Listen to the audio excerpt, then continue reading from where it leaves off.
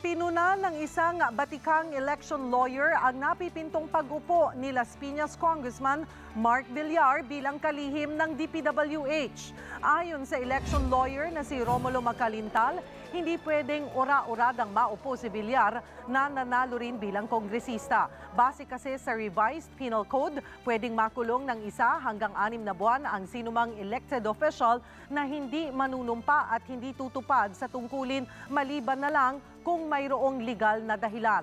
Dapat din daw suriin kung tumaas ang sahod ng DPWH Secretary noong nakaupo si Villar bilang congressman para maiwasan ang conflict of interest. Ang Kongreso kasi ang nag-aaproba sa salary increase ng mga opisyal ng gobyerno. Kung gusto raw ni Villar na maging miyembro ng gabinete, dapat daw muna siyang manumpa bilang kongresista at saka mag-resign.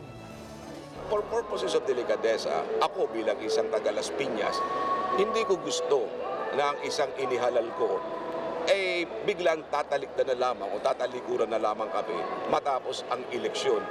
His appointment may be legal, but I think it is not moral. Be sure to come back. Use 5 everywhere. Copyright 2016.